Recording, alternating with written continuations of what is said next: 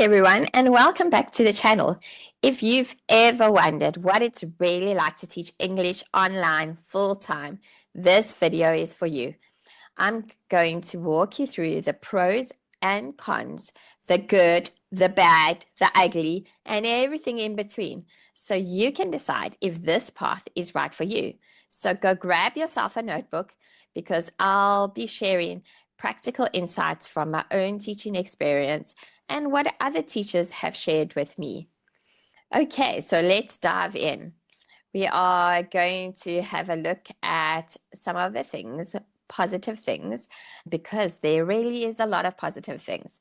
Okay, so number one, I would say, is flexibility and freedom. So, one of the biggest draws, one of the biggest pros of online teaching is the flexibility. You choose when you work, and in many cases, where you work. You can literally teach from your living room, a coffee shop, or even while traveling. I've even taught in my car before. When we were traveling somewhere and I didn't get quite to my destination, I could just pull over and I had good signal and I was able to teach just from my car. Okay, which is really great for those of you that want to go traveling and you want to be doing things like that. The flexibility and the freedom is absolutely amazing in online teaching. Okay, so number two is you have a global reach, right? You're not limited to local students, people from your own town, your own city, or even your own country. Online platforms connects you to learners from all over the world, like China, Brazil, Spain, you name it. And that is really so exciting and opens up so many different opportunities for you. I say this is one of my favorite pros of teaching online is getting to meet students from across the world, getting to learn about their cultures and just their daily life. And you are learning so much. It's like you going to a different country every time you're teaching a student. Okay, so that's number two. And number three is there's no commute. Okay, say goodbye to traffic and say goodbye to classroom stress. If any of you have been a classroom teacher, a traditional classroom teacher, you know the stress of that. You can literally save hours every week by not having to commute backwards and forwards to school every day. Okay, and so number four is it's got low startup costs. So the startup costs aren't too excessive compared to opening like a physical school or a kindergarten or a nursery school or a creche. All you really need is you need a good laptop, I would say. You need good internet. That's a really important thing. And you need teaching props that you can use, and you need a good microphone, a good camera, and I would say a noise cancelling microphone is a definite must, especially if you are in a noisy area. So there's not too much things that you do need. Oh yes, and also you do need like really good lighting as well. So those are the things that you need to get started in the online in teaching space. Okay, so number five is personal growth. Okay, so you develop really great communication skills through teaching students from different backgrounds and different abilities. You really grow as a person. You have to learn adaptability because you never know. Sometimes you don't know what kind of student you're going to get. Are you going to get a beginner? Are you going to get an advanced student? Are you going to get a kid? Are you going to get an adult? What's their ability going to be? Are they going to be well behaved? Are they going to be badly behaved? Like you develop all these great skills to be able to handle all these different situations. And another plus is that goes under personal growth as well is that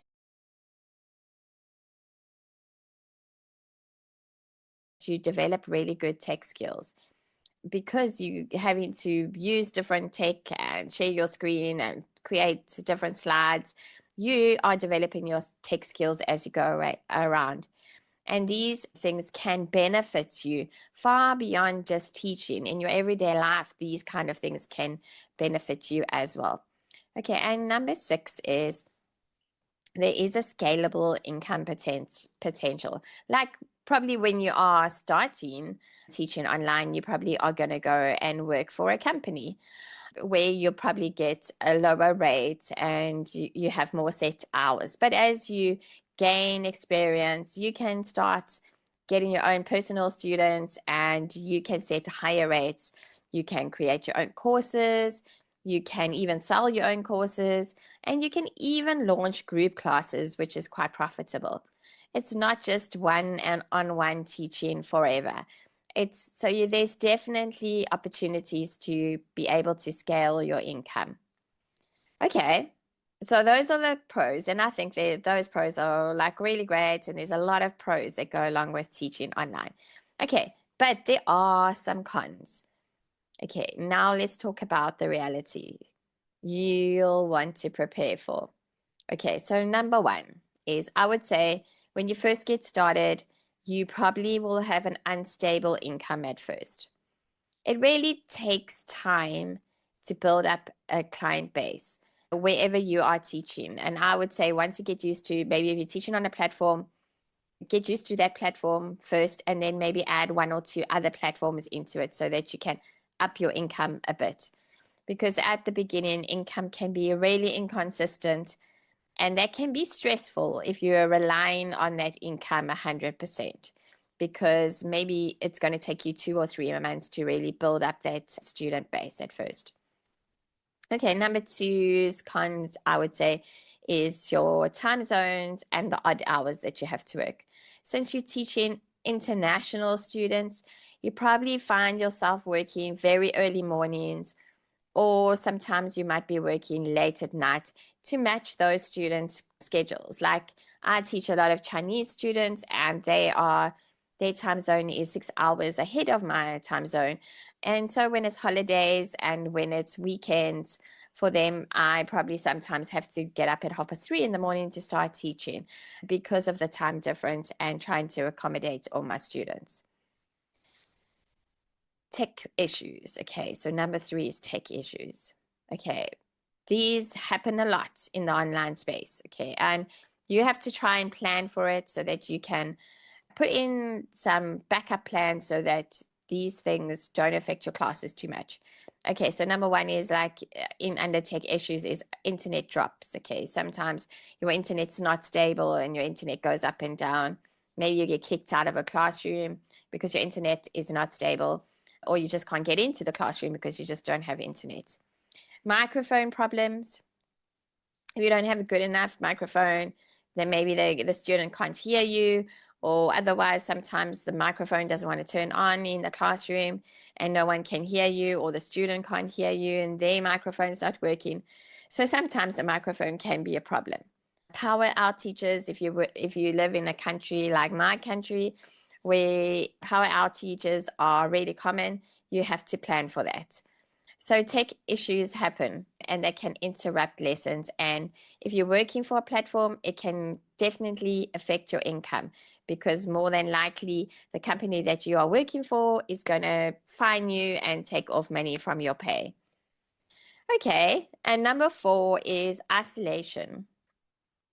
And it's up to you as a person, I guess, how you handle this.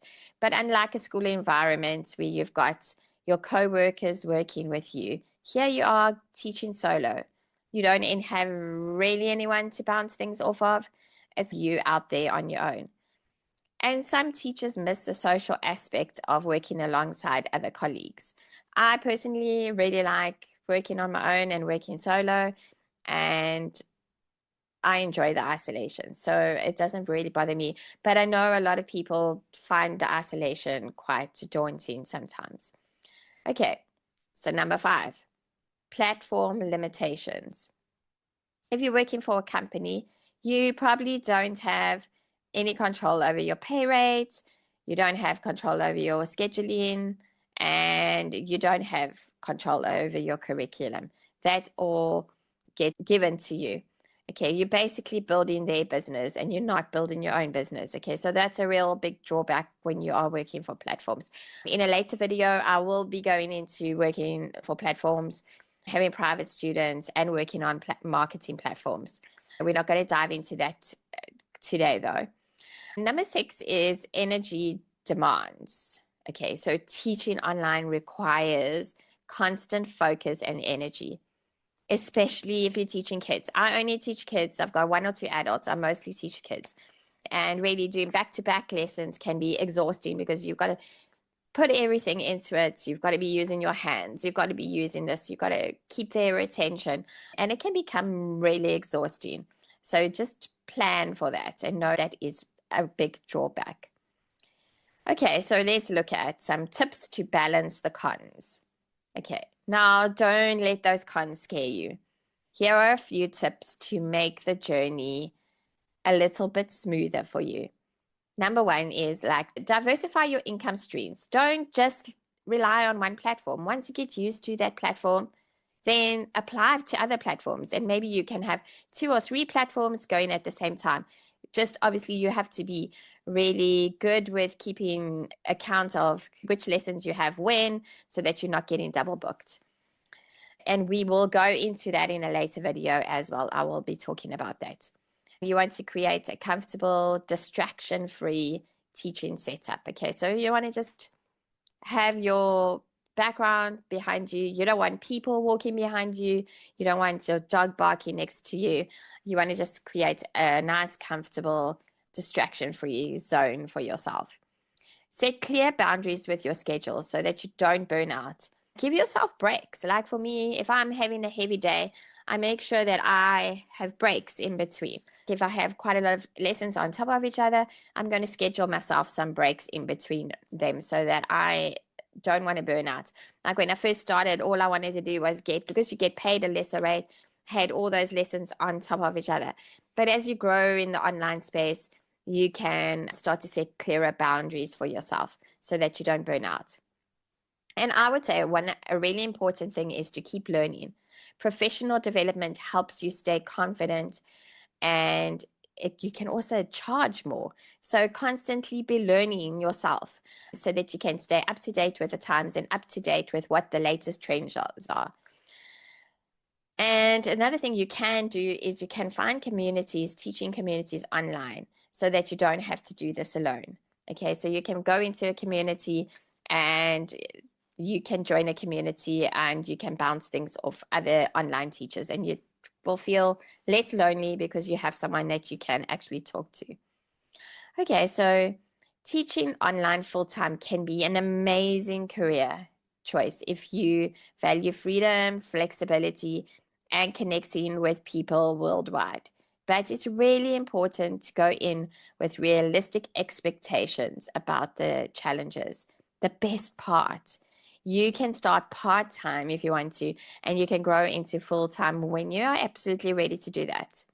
Okay, if you found this helpful, hit that like button for me, please. Subscribe for more teaching tips, and don't forget to press the bell so that you get a notification when my next video will be up, and I will be covering a lot more topics. And let me know in the comments, what is your biggest question about teaching English online? I'd love to answer it in a future video. So if you can take the time just to put a couple of comments in about what your biggest question about teaching English online, I'd love to know that. Okay, so have a good day, and don't forget to like and subscribe, and I will see you in the next video.